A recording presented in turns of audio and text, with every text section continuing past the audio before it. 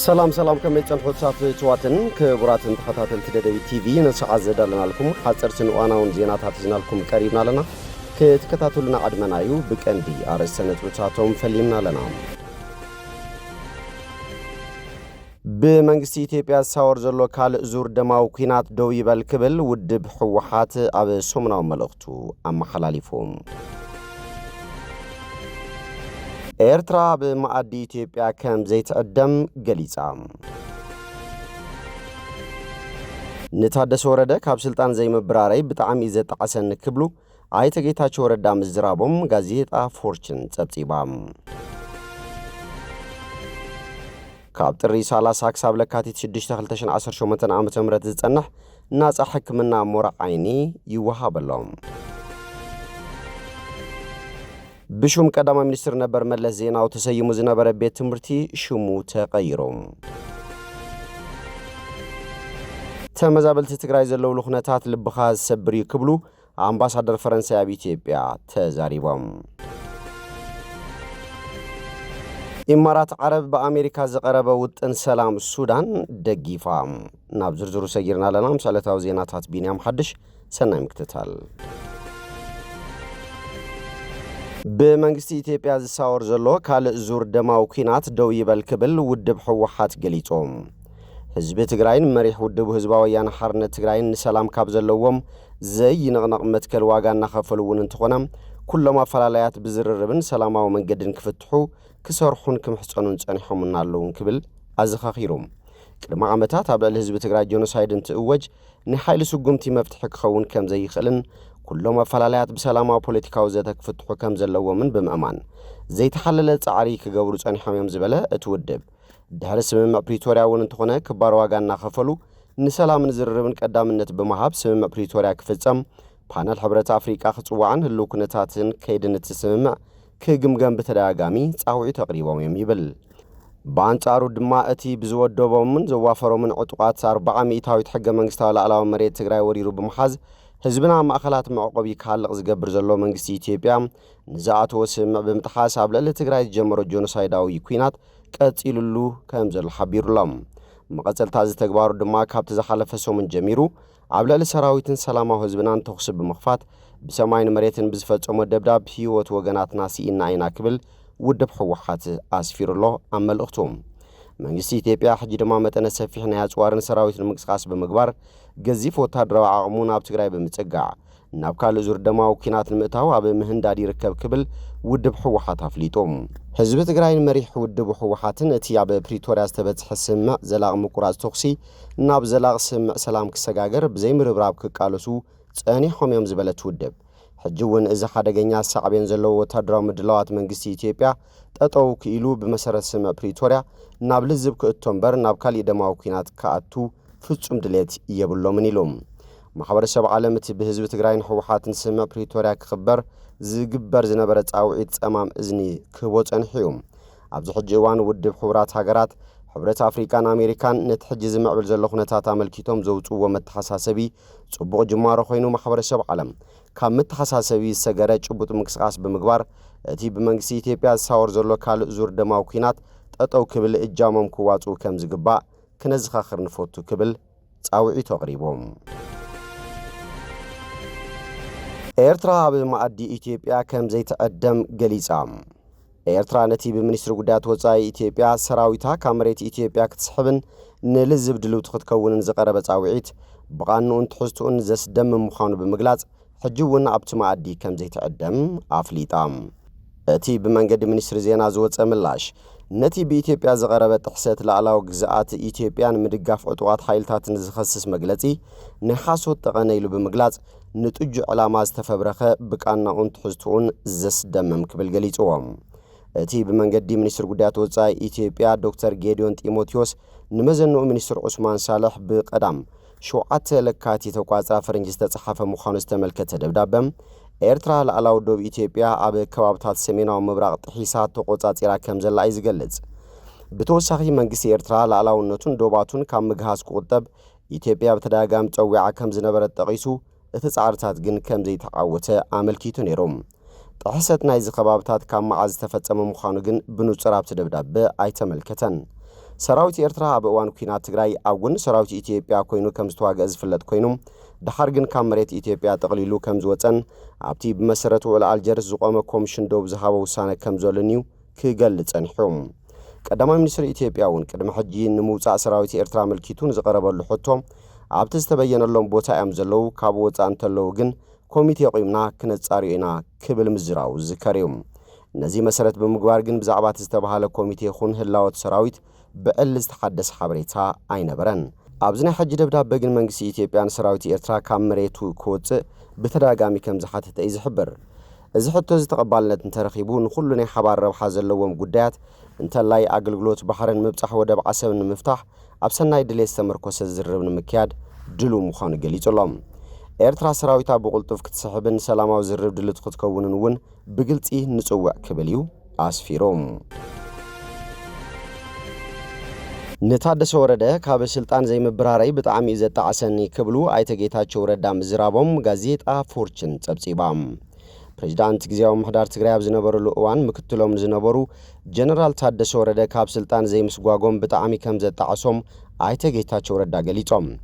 ኣማኻሪ ጉዳያት ምብራቕ ኣፍሪካ ቀዳማይ ሚኒስትር አብይ ዝኾኑ ኣይተጌታቸው እዚ ዝበሉ ፎርችን ተባሂሉ ኣብ ዝፍለጥ ሰሙናዊ ናይ እንግሊዝኛ ጋዜጣ ኣብ ዝሕተምዎ ንውሕ ዝበለ ጽሑፍ እዩ ትማል ሰንበት ንንባብ ዝበቃ ናይ ኣይተጌታቸው ረዳ ጽሑፍ ንፕሬዝዳንት ግዚያዊ ምሕዳር ትግራይ ጀነራል ታደሰ ወረደ ኣምርር ኣቢሉ ዝኸሰሰ እንትኸውን ኣብ ልዕሊቶም ጀነራል ካብ ዝቐረቡ ክስታት ሓደ ኣብ መንጎ ግዚያዊ ምሕዳርን ሕወሓትን ኣፈላላይ እናተፈጠረ ክመጽእ እንተሎ እቶም ጀነራል ከም ሓላፍ ጸጥታ ናይ ትግራይ ንሰራዊት ንሕወሓት ንግዚያዊ ምሕዳርን ኣቀራሪቦም ናይ ምትዕራቕ ግደ ኣብ ክንዲ ዝህልዎም ስልታዊ ብዝኾነ ሽርሒ ንሕወሓት ድጋፍ ናይ ምሃብ ኣሉታዊ ግደ ተጻዊቶም እዮም ክብሉ ከሲሶሞም ንውዕል ፕሪቶሪያ ስዒቡ ኣብ ዝተጣየሸ ግዚያዊ ምሕዳር ጀነራል ታደሰ ምክትል ፕሬዝዳንትን ላዕለዋይ ሓላፍ ጸጥታን ኮይኖም ዝተመደብሉ ምኽንያት እቲ ኣብ ኩናት ዝነበረ ክልል ካብ ጽልዋ ወታደራዊ መሪሕነት ናብ ሲቪላዊ መሪሕነት ንኽሰጋገር ኣብ ምግባር ውሳነ ተራ ንኽጻወቱ ተሓሲቡ እዩ ዝበሉ ኣይተጌታቸው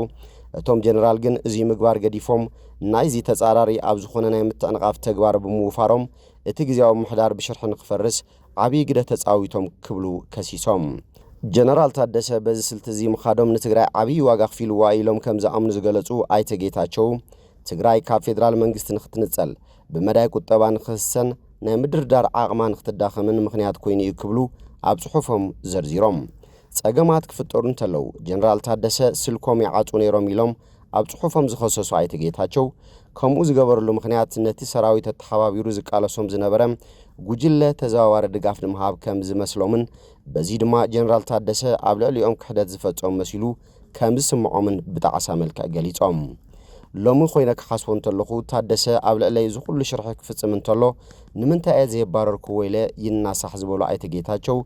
እዚ ዘይምግባሮም ዓብዪ ፖለቲካዊ ስሕተት ምዃኑ ብምግላጽ ጽሑፎም ዛዚሞም ይብል እቲ ጸብጻብ ካብ ጥሪ 30 ክሳብ ለካቲት 6 2018 ዓ.ም ዝጸንሕ ናጻ ሕክምና ሞራ ዓይኒ ይወሃበሎም ሓፈሻዊ ሆስፒታል ኩሓ ካብ ጥሪ ክሳብ ለካቲት 6 2018 ዓ.ም ዝጸንሕ ናጻ ሕክምና ሞራ ዓይኒ ይህብ ከም ዘሎ ዋና ካይድ ስራሕቲ ሆስፒታል መርሳ ገብረስላሴ ፍሊጦም እዞም መጥባሕቲ ዝካየደሎም ዘሎ ኣብ ዝተፈላለዩ ከባብታት ትግራይ ምርመራ ተገይሩሎም ዝተለኣኹን ሃንደበት ዝተመርመሩን ከም ዝኾኑ ድማ ሓቢሮም ሕማም ሞራ ዓይኒ መበገሲኡ ብዋናነት ዕቤት ዕድመ ኮይኑ ኣብ ህፃናት ብመውቃዕትን ካልኦት ዝተፈላለዩ ናይ ውሽጢ ሕማማት እውን ከም ዝፍጠር ስፔሻሊስት ሕክምና ዓይኒ ዶክተር ሰላማዊት ሃይሉ ገሊጸን ሕማም ሞራ ዓይኒ ብግዚኡ እንተዘይተሓኪሙ ምዕዋር ዓይኒ ከስዕብ ስለ ዝኽእል ሕብረተሰብ ብኣጋ ክሕከምን ከምዚኦም ዝበሉ ዕድላት ብዝግባእ ክጥቀመሎምን ድማ ማዕዳ ኣቕሪበን በዚ ወፍሪ ዛጊድ ልዕሊ 200 ወገናት ከም ዝተሓከሙ ብምሕባር ብሓፈሻ ን1,000 ወገናት መጥባሕቲ ንምክያድ ይስራሕ ከም ዘሎ ዶክተር ሰላማዊት ወሲኸ ነብርሄን ብሹም ቀዳማይ ሚኒስትር ነበር መለስ ዜናዊ ተሰይሙ ዝነበረ ቤት ትምህርቲ ሽሙ ተቐይሮም بسم قدامي منستر ኢትዮጵያ ነበር መለስ ዜናዊ ንዓመታት ዝተሰየመ ኣብ ዞባ ወላይታ ዝርከብ ካልኣይ ብርኪ ቤት ትምህርቲ ቦዲቲ መለስ ዜናዊ ኣብ ራብዓይ ዙር መበል 13 ጊዜ ቤት ምኽሪ ከተማ ቦዲቲ ብስም ተወላዲ ተኸባብን ጅግናን ዝበልዎ ብርጋዴር ጀነራል ጋጋ ኦልጁ ተሰይሙሎም እዚ ተግባር ንብዙሓት ዘገረመ ኮይኑ ጽባሕ መራሕቲ ምስተቀየሩን ተማሳሊ ከም ዘይኸውን እንታይ ውሕስነት ኣሎ ዝብል ሕቶ እናቅረቡ ይርከቦም بخالد دما እዚ ተግባር ዳንኤል ክብረት ኣብ እዋን ጀኖሳይዳዊ ኩናት ትግራይ ተጋሩ ይትረፍ ብህይወት ካብ ታሪኹ እውን ክሕከ ከለዎም ናይ ዝበሎ ተግባራዊ መቐጸልታ ኮይኑሎም ተመዛበልቲ ትግራይ ዘለውሉ ኩነታት ልብኻ ዝሰብር ይክብሉ ኣምባሳደር ፈረንሳይ ኣብ ኢትዮጵያ ገሊጾም ኣምባሳደር ፈረንሳይ ኣብ ኢትዮጵያ ኣሌክሲስ ላሜክ ኩነታት ኣብ ማዕስከራት ዝነብሩ ተመዛበልቲ ትግራይ ናብ ስጋብር ክምብጽሑ ኣፍሊጦም እቶም ኣምባሳደር ምስ ጋዜጣ ሪፖርተር ኣብ ዘካየድዎ ቃለ መሕተት ተመዛበልቲ ትግራይ ዘለውሉ ኩነታት ልብኻ ዝሰብር ይክብሉ ተዛሪቦም እቶም ተመዛበልቲ 45 ዓመት እዮም ኣብ ማዕስከር ጸኒሖም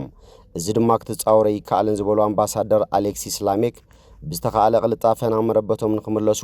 ኩሎም ኣካላት ተሓባበርቲ ክኾኑ ተማሕጺኖም